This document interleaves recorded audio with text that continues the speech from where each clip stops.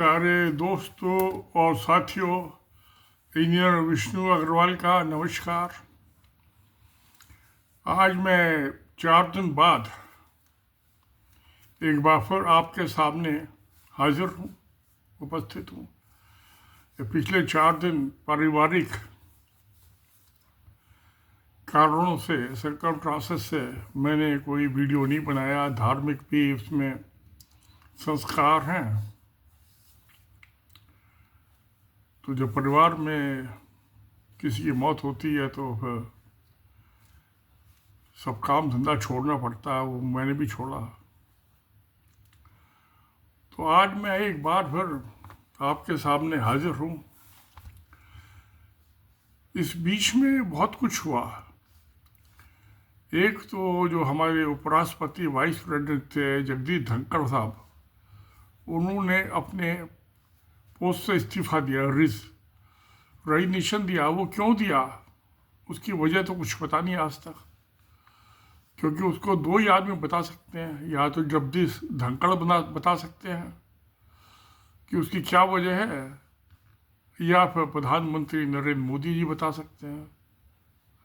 उन्होंने जो अपने रेजिग्नेशन में इस्तीफे की वजह बताई है कि मैं स्वास्थ्य हेल्थ रीजन से दे रहा हूँ इस्तीफा, वो बात तो सच नहीं है, बिल्कुल धुरे से झूठ है। कोई ऐसे इस्तीफा नहीं देता। अब उनके 2 साल हुए थे, 3 साल उनके बाकी थे। मुझे जो दिखाई देता असली वजह ये थी कि जिस ढंग से उन्होंने 2 साल राज्यसभा एज स्पीकर चलाई, तो उन्होंने जो नरेंद्र मोदी के जो डिक्टेट्स थे, पार्टी की लाइन थी, उसके मुताबिक चलाई। अपोजिशन वालों को बात कहने का मौका ही नहीं दिया। उन्हें डराते धमकाते रहे। संविधान की उन्होंने कॉन्स्टिट्यूशन इंडिया की धज्जियां उड़ा दी। कोई इस पर अमल नहीं किया। टोटली अनैतिक आचरण था उनका 2 साल। उससे पहले जब गवर्नर बनाया था उनने बंगाल का, वहाँ भी वो चीफ मिनिस्टर से लड़ते रहे 5 से, और उनके मुकाबले अपनी पैरेलल सरकार, समानांतर सरकार चलाई उन्होंने। तो धनखड़ साहब की तो ये हिस्ट्री है कि वो किसी कायदे कानून को, किसी संविधान को, किसी पॉलिटिकल परंपरा को निभाते नहीं है। तो जब वो नहीं निभाते तो उनको इस्तीफा क्यों देना पड़ा? क्योंकि उनको राष्ट्रपति बनाया था बीजेपी ने, प्रधानमंत्री का सिलेक्शन था। फाइनल अथॉरिटी तो बीजेपी में प्रधानमंत्री है ना। तो उनकी इच्छा के मुताबिक जो था बनाया। उन्होंने बाद में आके कुछ गड़बड़ चालू की, अपनी इच्छा चलाने की कोशिश की, तो उनको हटा दिया। तो पॉलिटिक्स में तो ये सब होता है। तो एक तो बात ये रही कि धनखड़ साहब को इस्तीफा देना पड़ा, मजबूर किया गया। अब नया राष्ट्रपति बनेगा, उपराष्ट्रपति बनेगा, तो राज्यसभा और लोकसभा के जो मेंबर हैं उसमें वही, उनको ही वोटिंग का राइट है, बना देंगे जिसको मोदी साहब कहेंगे।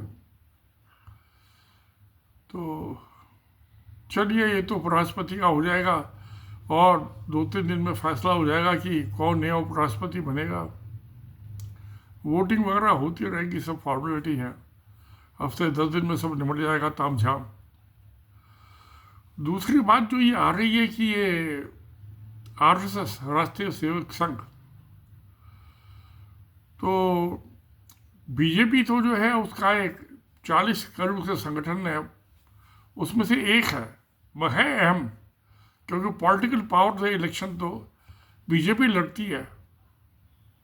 तो आरएसएस उसको अपना मुखौटा समझती है। वो समझते इसके पीछे पावर तो हमारी है, ये तो शिखंडी है प्रधानमंत्री। मगर उनको शायद गलत फहमी है। जब अटल बिहारी वाजपेयी 6 साल प्राइम मिनिस्टर रहे, तो जो आरएसएस की पसंद का बंगारू था, लक्ष्मण बंगारू, बीजेपी का अध्यक्ष बनाया था, जब वो रेड हैंडेड ट्रैप हो गया था रिश्वत के मामले में, उससे इस्तीफा दिलवा दिया। और जो एक गोविंदाचार्य होते थे, बड़े आइडियोलॉजिकल आदमी, आरएसएस के बहुत बड़े नेता, उनको जो ऑर्गेनाइजिंग सेक्रेटरी होता है वो बनाते हैं। तो ऑर्गेनाइजिंग सेक्रेटरी थे, तो अध्यक्ष में रहे, उनको भी हटा दिया, वाजपेयी की इच्छा नहीं थी। वो 6 साल के टाइम में वाजपेयी ने रज्जू भैया, जो आरएसएस के संचालक थे, चीफ थे, और उसके बाद दो और उसे इस्तीफे दिलवा दिए हेल्थ ग्राउंड पे। और अपने जो चमचा था उनका, ये मोहन भागवत, इसको आरएसएस का चीफ बनवा दिया। तो यानी आरएसएस अपने फैसले खुद नहीं ले पाता है कि कौन उसका चीफ होगा। वो प्रधानमंत्री वाजपेयी ने कायाकल्प कर दिया आरएसएस का। तो आज जो मोहन भागवत बीजेपी और नरेंद्र मोदी प्रधानमंत्री से भिड़ने की कोशिश कर रहा है, फिर मात खाएगा। अब 6 सितंबर को मोहन भागवत के 75 साल हो जाएंगे, तो मैं समझता हूँ मोहन भागवत को इस्तीफा देना पड़ेगा। अगर मोहन भागवत इस्तीफा नहीं देगा तो आरएसएस में बगावत हो जाएगी, क्योंकि यहाँ क्लैश जो है, झगड़ा जो है, स्टेट पावर, आरएसएस क्या एक एनजीओ है, नॉन गवर्नमेंट ऑर्गेनाइजेशन, इसके पास कोई गवर्नमेंट की पावर तो है नहीं। गवर्नमेंट की पावर जो है वो डंडा पुलिस का, enforcement directorate, CBI, income tax, state में इकोनॉमिक ऑफेंसेस विंग। तो इस पिछले 11 साल में नरेंद्र मोदी ने आरएसएस को बहुत पैसा कमवा लिया, क्या ही लाख करोड़।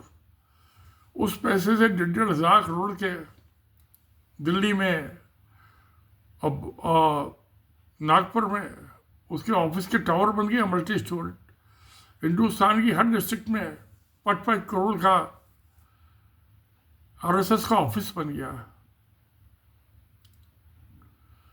तो ये जो है पैसा कहाँ से आया? और ये जो जमीन है, ये सब सरकारी जमीन पर कब्जा करके बनाए गए हैं। और इस 11 साल में आरएसएस के आदमियों को जो से अलाइड है, उनके एजुकेशन के वाइस चांसलर, एजुकेशन एडवाइजर्स,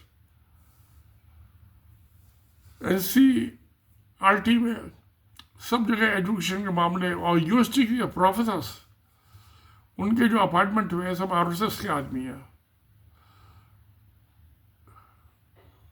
तो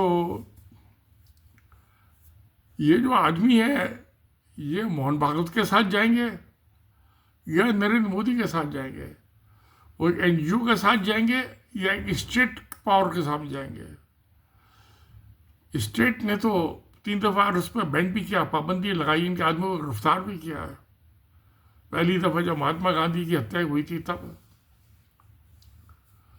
तो फिर दोबारा उस पर बैन लगा सकते हैं कि सारी प्रॉपर्टी जब्त की जा सकती है। और income tax department, enforcement directorate, CBI, income tax, सब इसके पीछे होंगे। क्योंकि इसके जो बड़े नेता, 5 बड़े नेता, इंद्रेश कुमार, उसको मक्का मस्जिद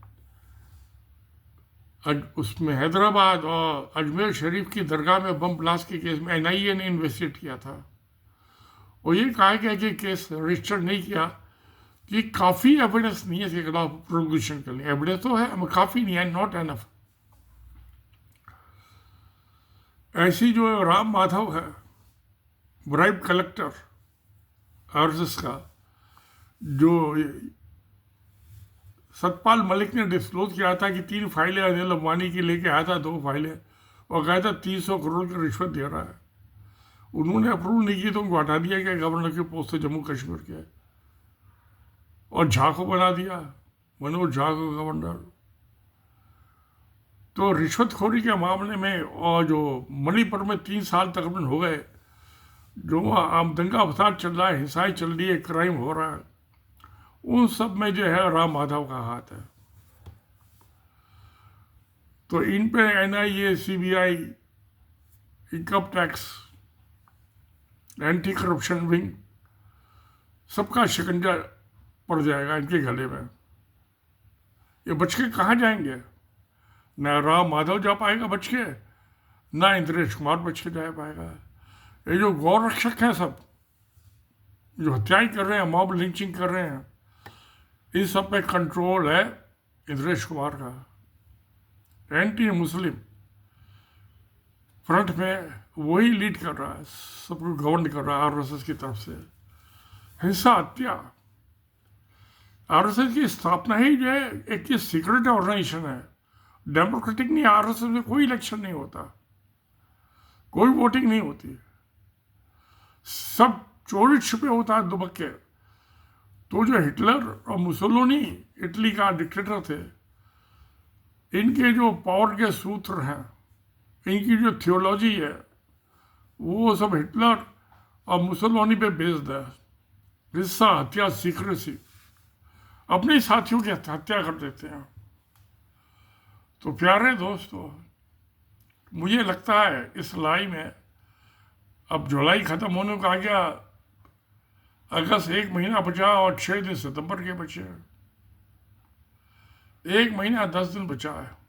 मुझे लगता है कि ये सब जो है, अब आरएसएस जो है अपने 99 साल कंप्लीट कर रहा है, अक्टूबर में हो जाएंगे दशहरे के दिन, जिस दिन भी तारीख का होगा, उससे पहले पहले अपनी टूट फूट, अपनी खुदकशी की तरफ आरएसएस बढ़ जाएगा। स्टेट पावर का, सरकारी ताकत का मुकाबला एक एनजीओ नहीं कर सकता।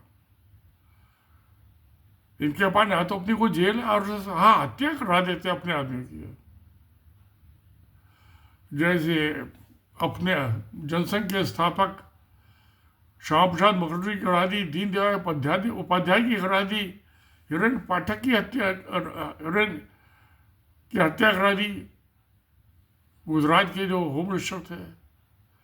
अभी 30 जुलाई को आ जाएगा फैसला। जो ये अजमेर दरगाह के केस में 7-8 आदमी हैं, उनका मुकदमा चल रहा है, उसमें जो एमपी हैं लोकसभा की रह चुकी, वो ये भी सब आ जाएंगे सरकार के शिकंजे में, लंबी लंबी जेल की सजा भुगतेंगे। तो 30 जुलाई के बाद ही, अगस्त के पहले ही हफ्ते में मोहन भागवत को अकल ठिकाने आ जाएगी कि मैं स्टेट की पावर से टक्कर लूँगा तो सब कुछ खो दूंगा। और फिर जो आरएसएस के सपोर्टर हैं, जो इसके दमखम पे जिनको सरकारी पोस्टें मिली हुई हैं, वो सब आरएसएस का साथ छोड़ के सरकार के साथ चले जाएंगे।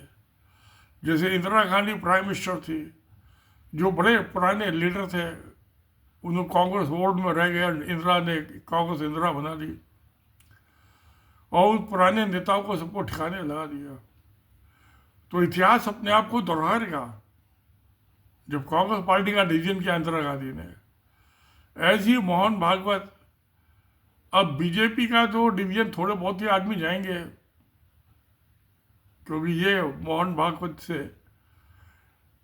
नरेश कुमार जो है, उसके कुछ उसूल थे, इंदिरा गांधी, इसके कोई नरेंद्र मोदी के कोई उसूल नहीं है। तो इनकी जान को, इज्जत को, आन मान को, सबको खतरा है नरेंद्र मोदी से, की सरकार से। तो आरएसएस के जो आदमी हैं, जिनको लड्डू मलाई खा रहे हैं मोदी सरकार के भरोसे, वो सब कितना साथ देंगे मोहन भागवत का, या पासा पलट के नरेंद्र मोदी के साथ आ जाएंगे। ज़्यादा चांस यही है कि आदमी उसको मलाई रबड़ी लड्डू चाहिए तो मोहन भागवत का साथ देंगे, नरेंद्र मोदी का साथ देंगे, मोहन भागवत का आरएसएस के साथ नहीं देंगे। वह आरएसएस जो है अपने 100वें साल में अपनी खुदकशी कर लेगा, अपने खात्मे की तरफ चला जाएगा। ऐसा ही हिस्ट्री ने बताती है, यही होता है सब। और पॉलिटिक्स तो बड़ी कहती है हथियारी होती है, इसमें कोई उसूल नहीं होता है। तो प्यारे दोस्तों, ये सच्चाई है जिंदगी की, तो सत्य में जयते। नमस्कार, धन्यवाद।